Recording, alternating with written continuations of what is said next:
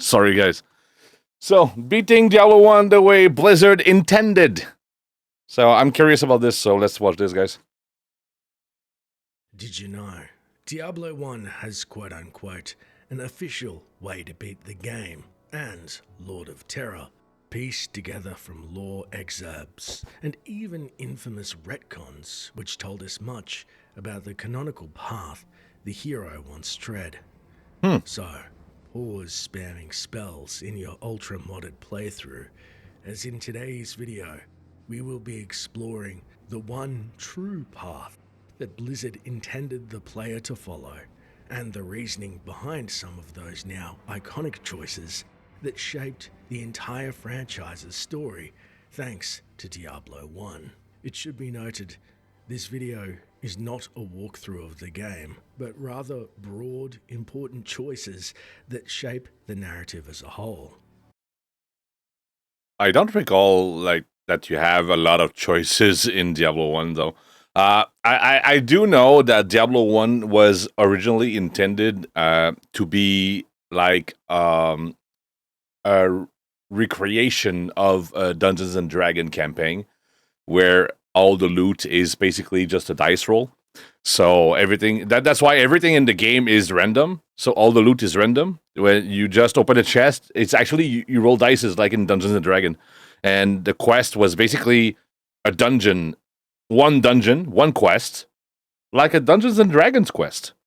Having said that, the full story of the game and cut content can be found on the channel and will be linked at the end of this video.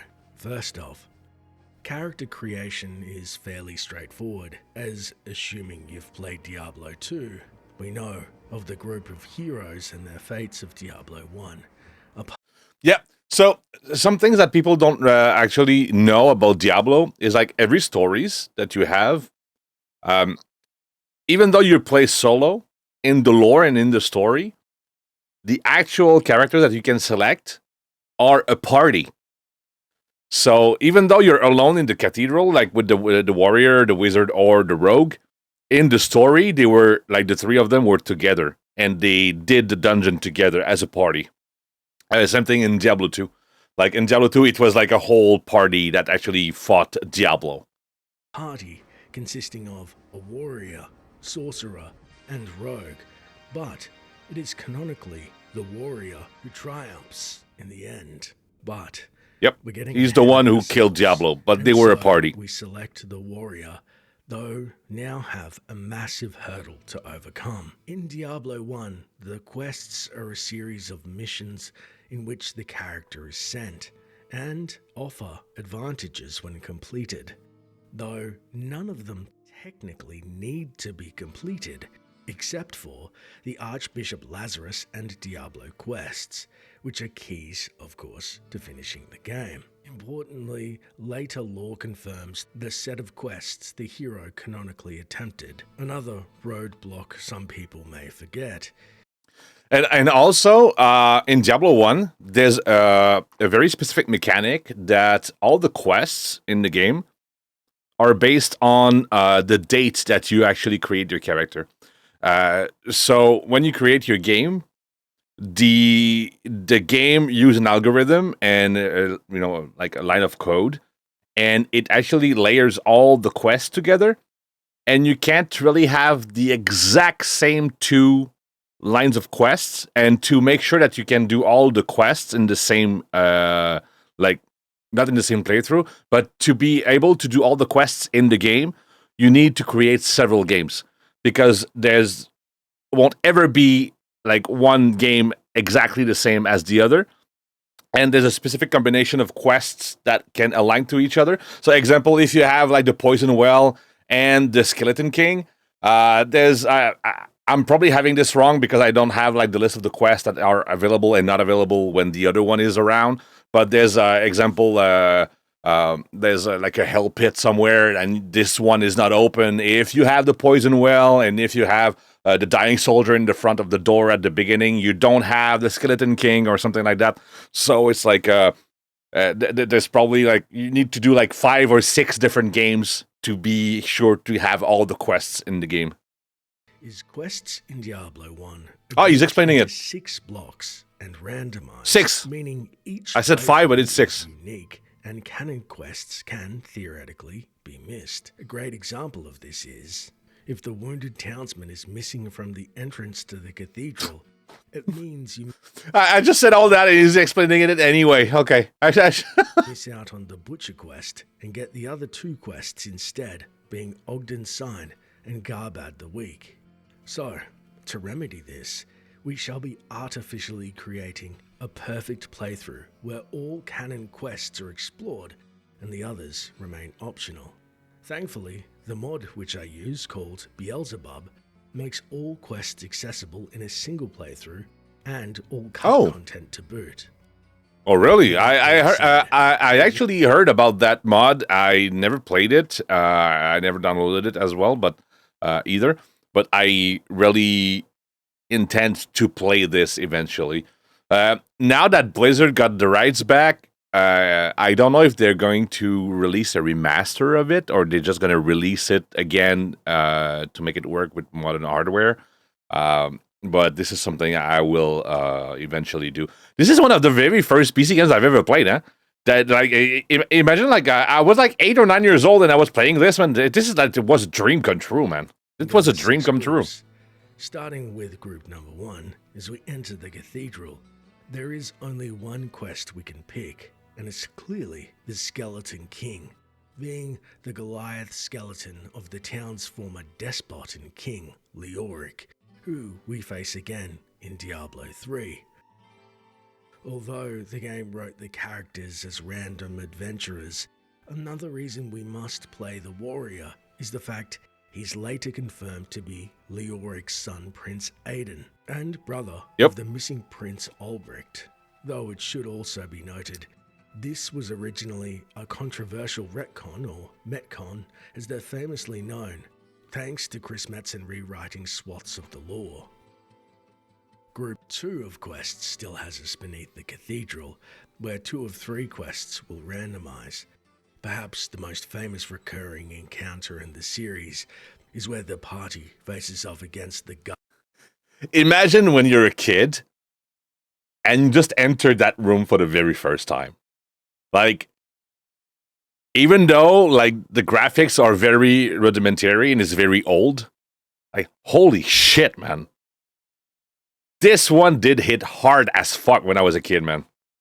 Ghastly butcher and his minions fresh meat that attacked the townsman thanks to the Archbishop Lazarus's betrayal. Out of the remaining quests, I believe Ogden's Sign is canon over meeting the talking goatman Garbad the Weak, not because of the obsequious innkeeper's sign being stolen, but due to the reward Harlequin's Crest, which is a confirmed recurring item in Diablo 2 and beyond. Group 3 has us again choose 2 out of 3 available quests. The first is the strongest contender, being Arcane's Valor. He was a former hero, and his armor we know much about, being Arcane was an ancient hero who... I'm not a huge fan of the damage numbers in ARPGs in general. I prefer them in, turn-based RPGs because it's when it's turn-based, like you have like the time to think about your strategy and such. I think like in those kind of games, the numbers are covering the screen way too much since it's an action game. But I feel like the way this one is made, it is not, even though the numbers are big, I don't feel they are that much intrusive. So it is not that bad. Tired of the sin war and drove the demons back to the burning hells. He was well known for wearing the holy armor known as And also the reason why it's not that intrusive is because like there's like one every 1 or 2 seconds, not 17 per second. Valor. Before his death, Arcane stashed Valor in a secret vault. It was said that a hero would arise to don Valor once again when it was needed. The wiki also states, during the darkening of Tristram, Valor was indeed retrieved by a hero. The remaining 2 quests The Halls of the Blind, which is one of my favorite encounters, being a chilling discovery of a tome that leads us to face off against disappearing demons, and the Magic Rock. This quest involves locating a heavenly stone. It is initiated by Griswold after visiting level 4, and the stone itself is on a pedestal somewhere in level 5. Taking it to Griswold results in the completion of the quest, and the Empyrean Band, a unique ring, as a prize. Therefore, making it plausible, Griswold had uniquely tasked the hero to find said rock, but honestly, it could go either way. Next. Wait a minute. Does this mod added a stash to the town? I don't know what this chest is for, but this looks like a stash. Like, they added the quest marks, and if there's a stash, that's cool, man. Because the main problem with Diablo 1 is that there's no stash. So basically, you have to manage your inventory with basically just you and your backpack. And that's it, you know. Anything else is just, you know, like, crap. You sell it or, you know, like, drop it on the ground and, you know, make it disappear. Crazy. Yeah, man.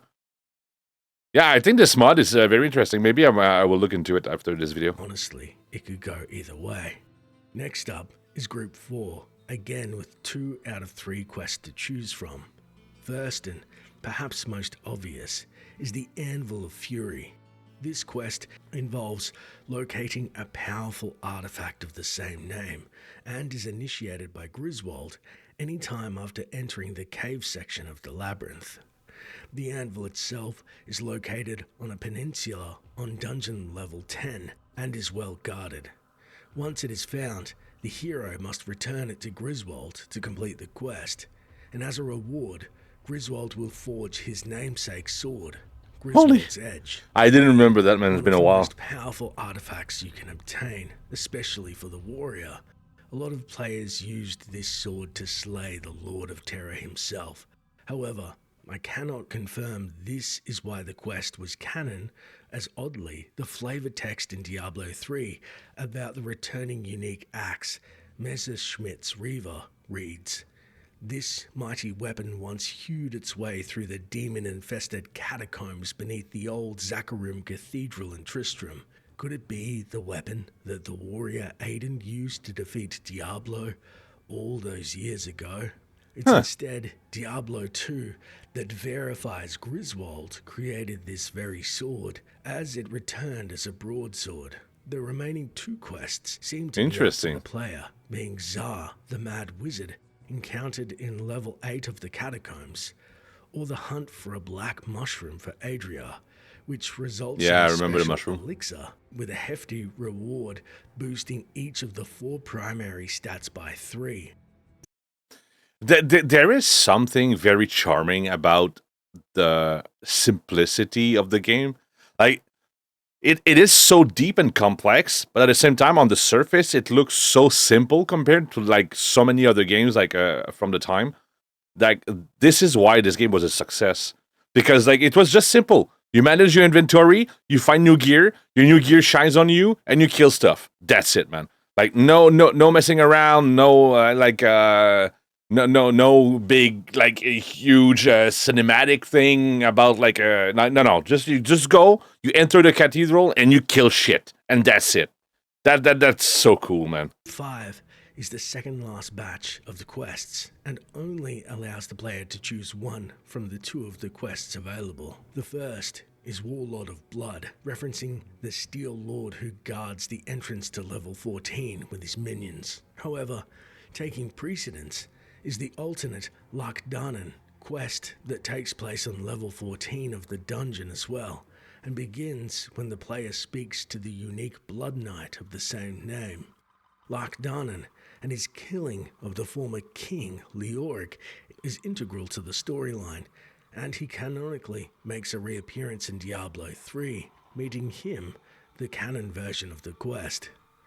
This then fittingly takes us to Group 6, bringing us down to the... There's also one other thing. when you're playing the warrior, you're actually, making the game being the hard mode, because when you reach, I think there's 15 levels in the cathedral. When you reach like level 12, everything is like has damage reduction from physical. So the latest monsters are very, very harder to kill, much harder to kill, and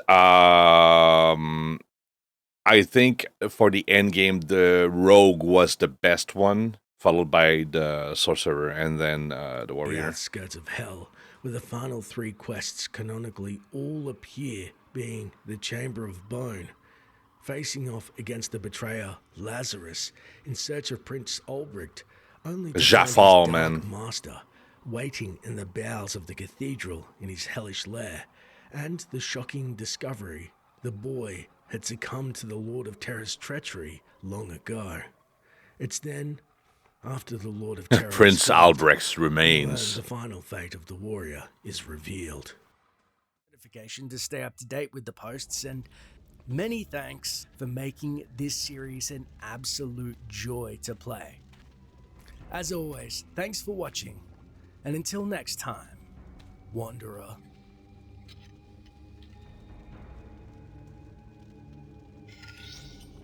Huh, that's interesting.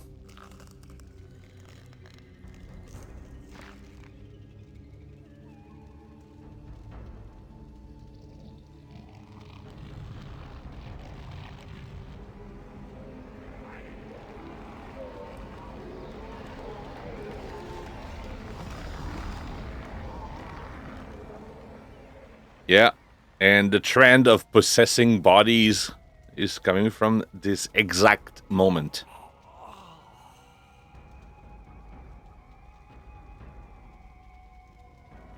And the most logical thing to do is to just stab yourself with the stone right in your forehead. This is the most logical thing to do. I just killed a demon. He possessed my brother with a stone. Burns with hellfire as an eerie I should stab myself in the face with it, right? fresh blood flows into your eyes, and you begin to hear the tormented whispers of the damned. You have done what you knew must be done. The essence of Diablo is contained. For now. You pray that you have become strong enough to contain the demon and keep him at bay. Although you have been fortified by your quest, you can still feel him, clawing his way up from the dark recesses of your soul. Fighting to retain control, your thoughts turn toward the ancient mystic lands of the Far East. Perhaps there, beyond the desolate wastes of Aranok, you will find an answer. Or perhaps, salvation.